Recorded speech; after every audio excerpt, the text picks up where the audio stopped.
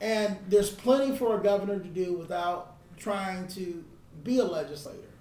So, there's a very few legislative initiatives that I actually propose as part of this campaign.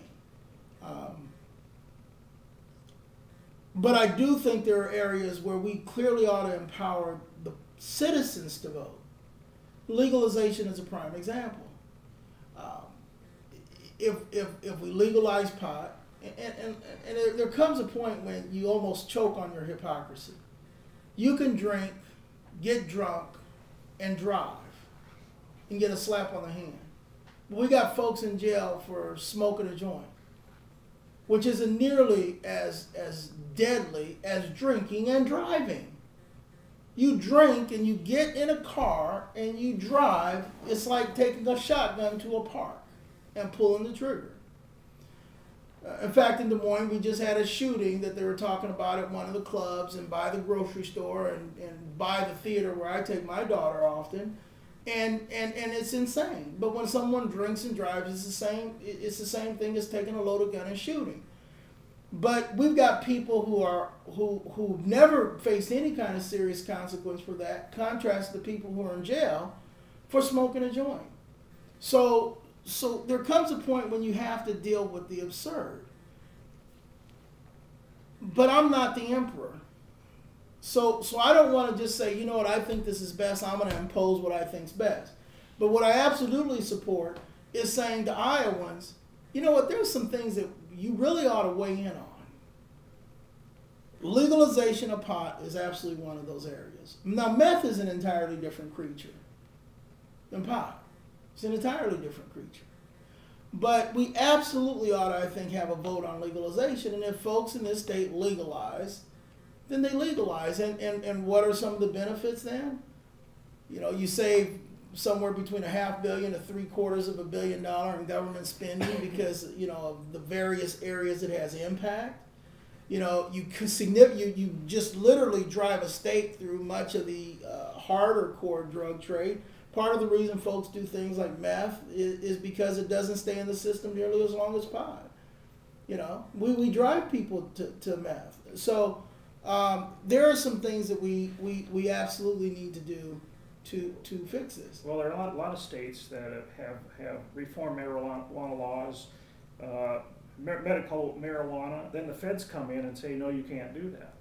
So I'm looking for somebody that would stand up to the feds and say, this is a state issue. The feds have nothing to do with this. Stay out of our state. And I've said this, that I'm looking for 2 or 3 people who can ride in my caravan when we go to D.C. and listen to them argue futilely about what they're going to do with us when we actually function like a state. I want one person who can sing well and lead us in folk songs, and then one person who makes really good sandwiches. That's on the caravan to D.C. while we listen to the courts try to talk to us about how they deny us our sovereignty as a state. I have a point that goes right along with that. Can I do this real quick though? Did I answer your question? I want to make sure I answered your question. No, actually you didn't.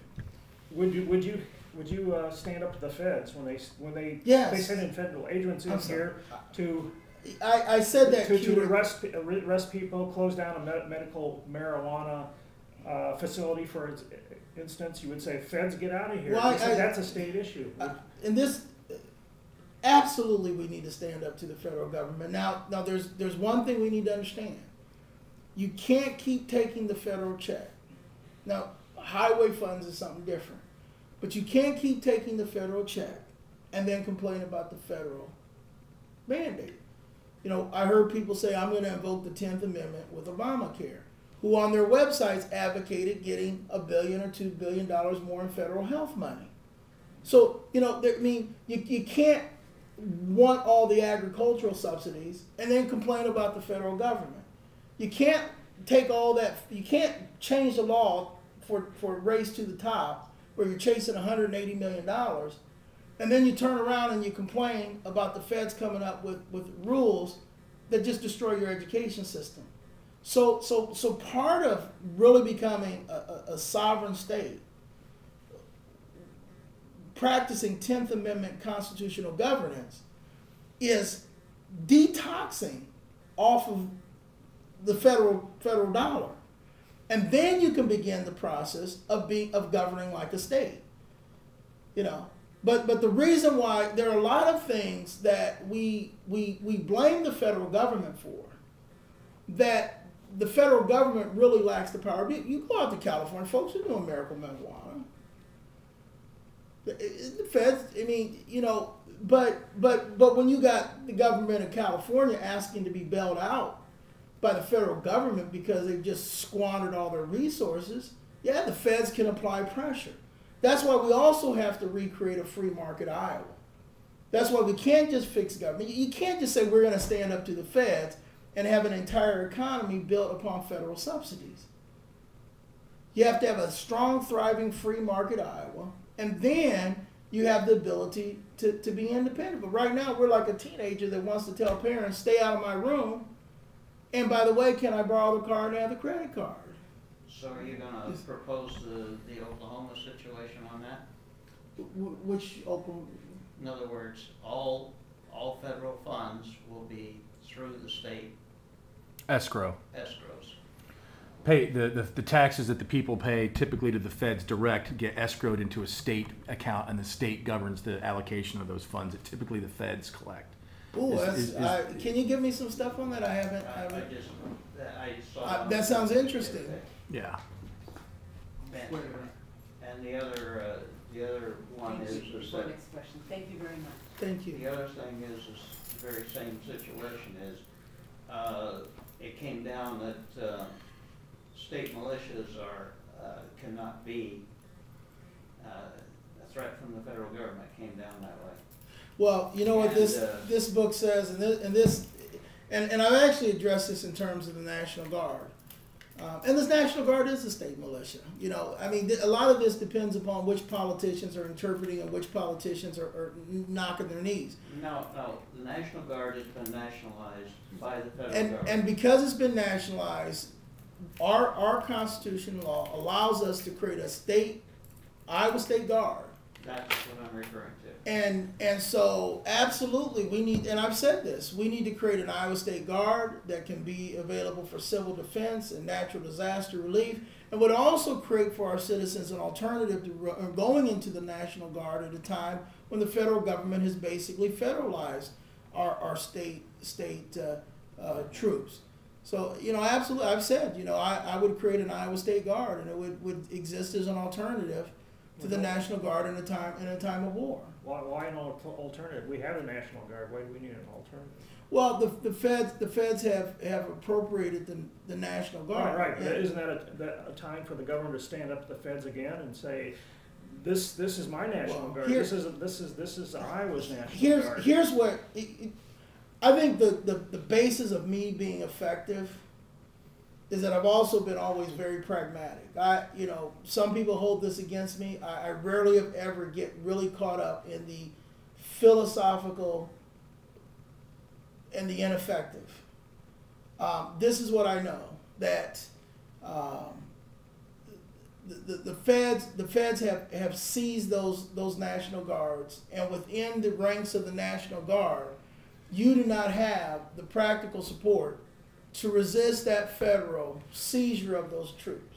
So just saying, well, we're not going to let them take our National Guard. Our National Guard aren't even going to go along with that. But when you create an Iowa State Guard, you create a state militia that clearly exists as an alternative to the state National Guard, that can serve as a civil defense tool, that can serve in times of flood and tornado and natural disaster. Well, what makes you believe that the Fed wouldn't take that over also? They don't even have a line of authority that they can. Well, they don't have a line of authority to take over the Iowa National Guard either. I think the nuance here is that and I'm not an expert in this at all, but when the executive branch of the federal government deems that they want the National Guard from Iowa to go to Afghanistan, for instance, that comes from the executive branch of the federal government to the governor of Iowa, and the governor acquiesces and signs off on it. I'm guessing that is the pathway. And I think what Mike is bringing up is, at that point, you can say, no, thank you. on not signing off on this deployment. But this is one of those areas, and we'll use Arkansas. Okay. Where Orville Faubus says we're not going to integrate our schools, and Dwight Eisenhower said, well, I'm going to federalize your National Guard. And then the military authority of the National Guard. This is one of the reasons why the Romans didn't like soldiers coming into the city. The president calls up the general, your commandant of the National Guard or whatever, and he says, I'm federalizing your troops. And he goes out to the National Guard folks and he says, I'm federalizing your troops. And you're now standing there with the bullhorn saying, no, you're not. And all the guys with the guns are saying, yes, I am. And at that point, the philosophical gives away to the fact, I mean, why do we have the right to bear arms? The reason why we have the right to bear arms is so as to prevent the enforcement of the unreasonable